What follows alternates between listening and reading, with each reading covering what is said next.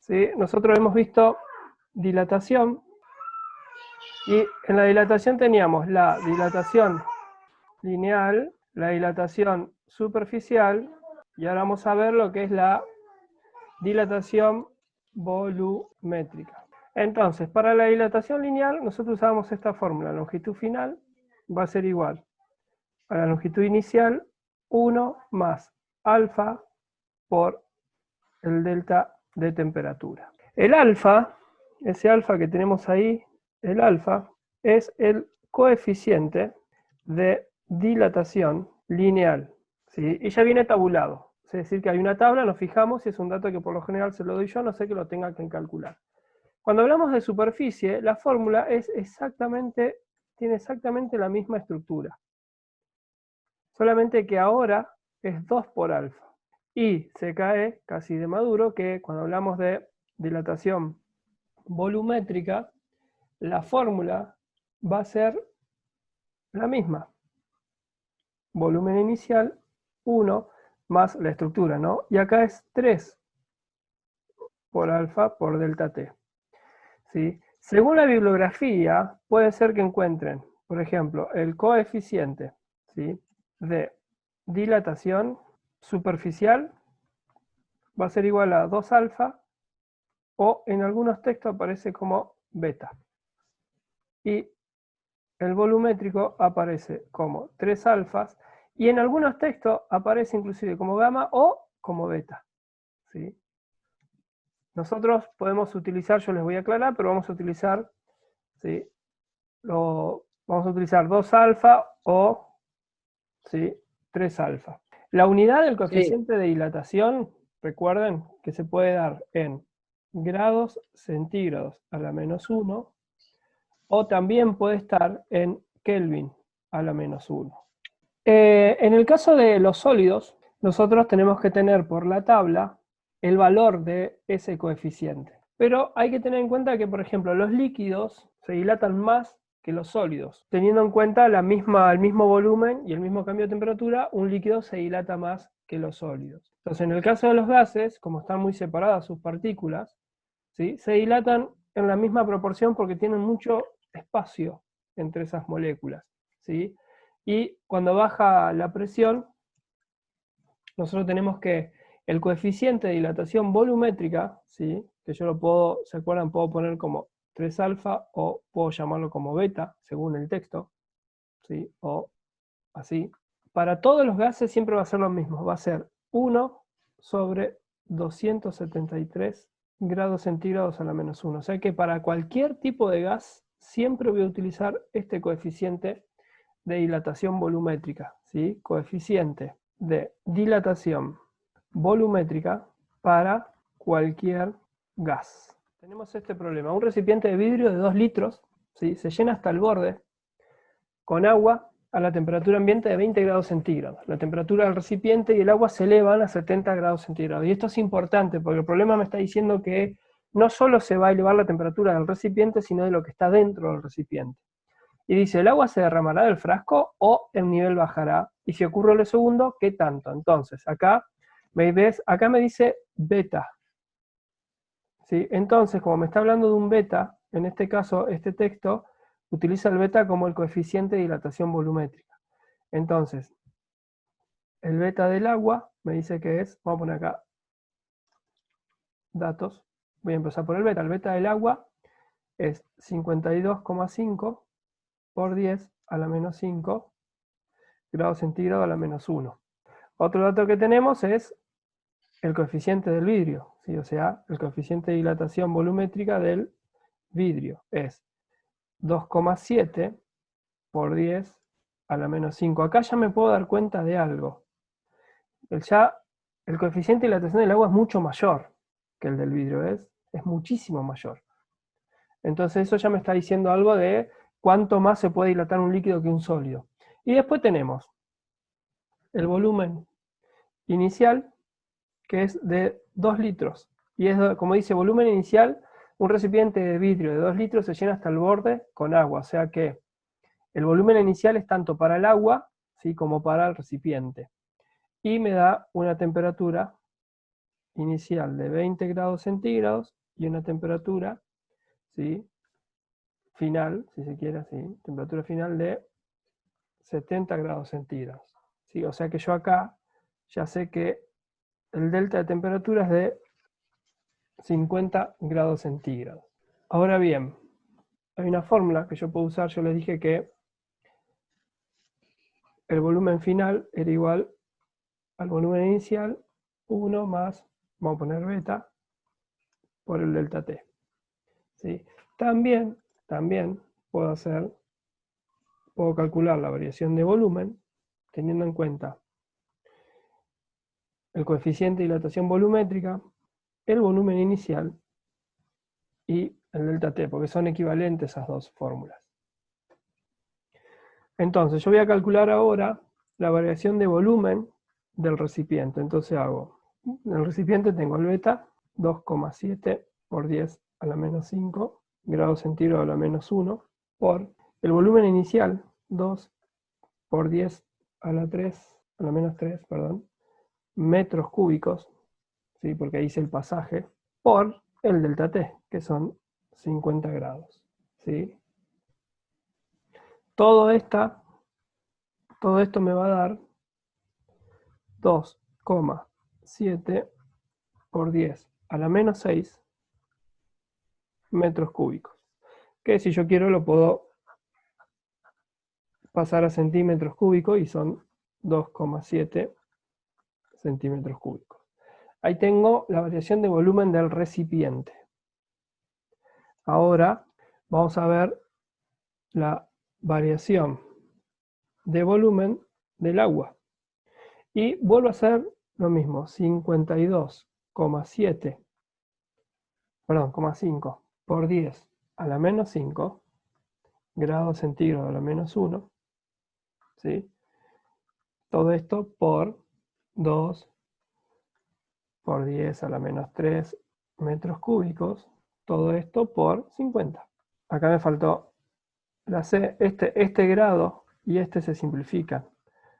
Este y este se simplifican, por eso termino con la unidad de metros cúbicos. Este resultado me va a dar 52,5 por 10 a la menos 6 metros cúbicos. Lo paso a centímetros cúbicos, 52,5 centímetros cúbicos. Entonces, como vemos, ¿sí?, hay un aumento muchísimo mayor del agua con respecto al recipiente. ¿Sí? Es decir que la variación de volumen del agua es muchísimo mayor, ¿sí?, que la variación de volumen del recipiente. Entonces, si es mayor, quiere decir que el agua, ¿sí?, se va a derramar. Lo que me preguntaba el problema acá es, ¿el agua se derramará del frasco o bajará un nivel? Y la respuesta es que se va a derramar. Y dice, ¿qué tanto? Bueno, para saber qué tanto, lo que tengo que hacer es el volumen derramado va a ser igual a el volumen del agua menos la variación de volumen del recipiente. O sea, 52,2 centímetros cúbicos menos 2,7 centímetros cúbicos. Y esto me da, ¿sí?, entonces el volumen derramado es de 49,8 centímetros cúbicos. Y ahí tengo la segunda respuesta de ese problema. Hay algo que se llama, hay que tener en cuenta la dilatación irregular del agua. Este es un punto importante, es interesante esto.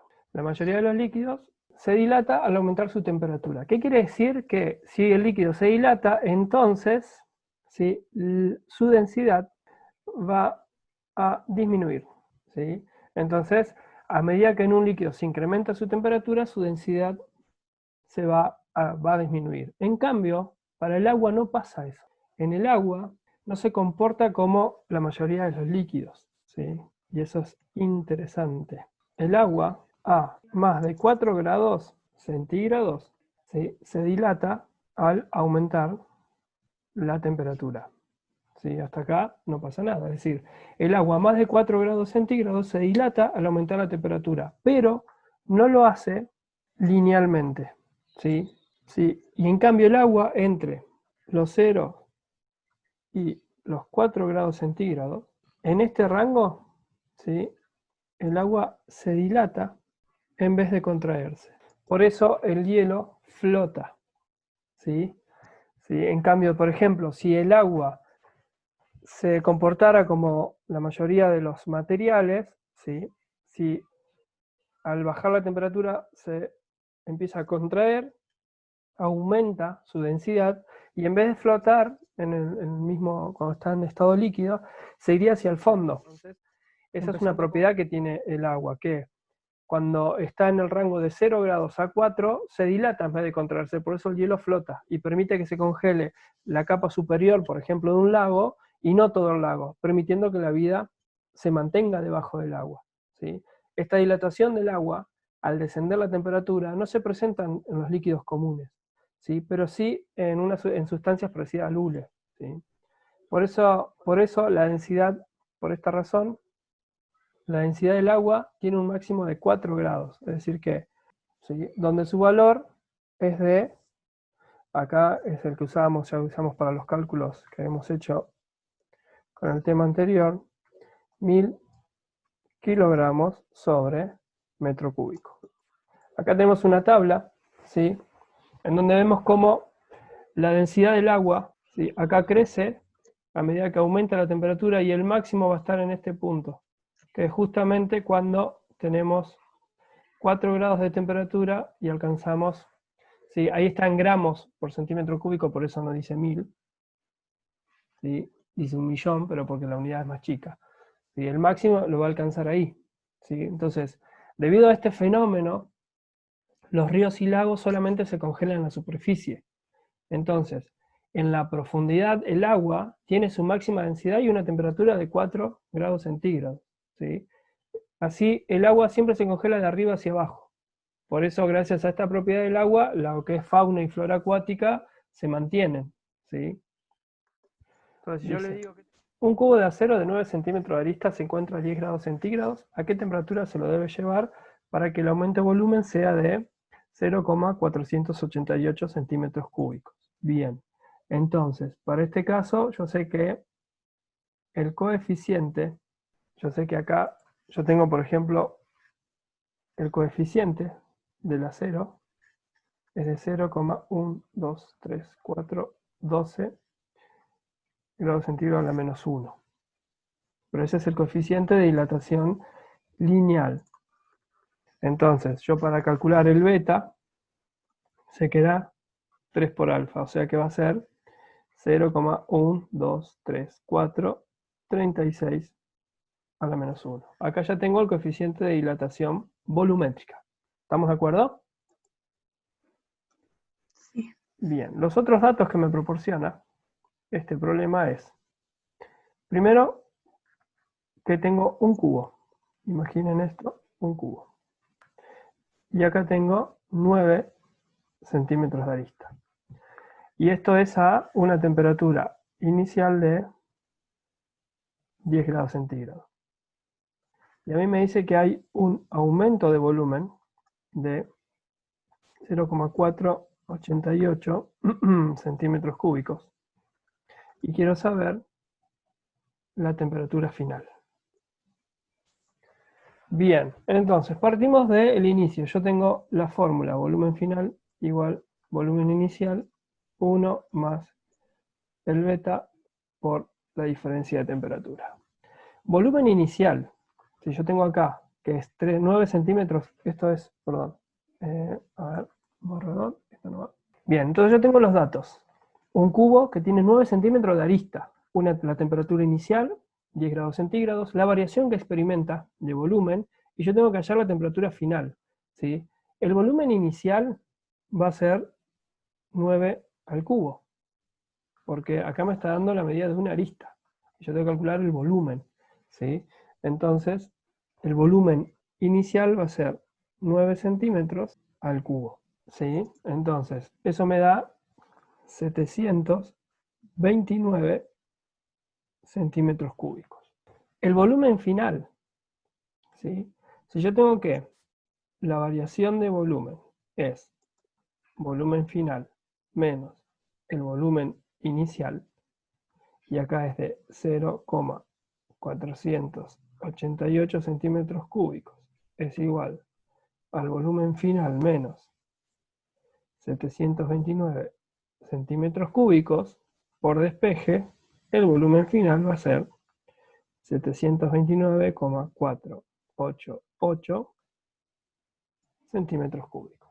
Entonces, ahora yo vuelvo a escribir la fórmula y sería 729,488 centímetros cúbicos va a ser igual a 729 centímetros cúbicos por 1 más 0,00036 grado a la menos 1. Todo esto por temperatura final que desconozco menos 10 grados. Bien, entonces yo acá lo que tengo que hacer ahora es ir despejando. Primer despeje, paso esto, me va a quedar 729,488 centímetros cúbicos dividido 729 centímetros cúbicos. Esto me queda igual a 1 más 0,00036 a la menos 1 por eso. Entonces, 729 dividido.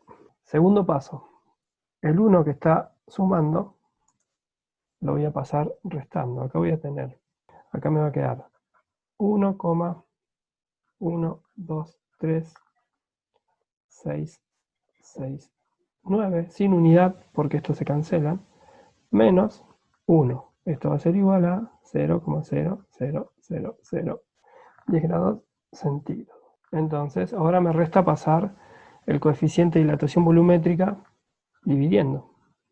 Y acá ya tengo temperatura final menos 10 grados centígrados.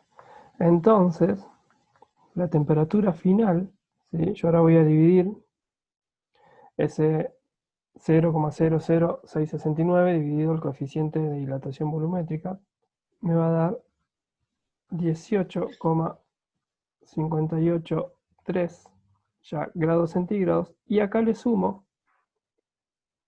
los 10 grados centígrados que estaban restando porque ya despejé, ¿sí? Entonces la temperatura final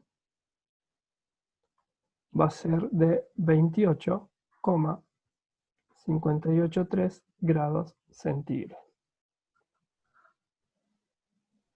Y ahí resolví este problema que teníamos planteado ahí. Bien.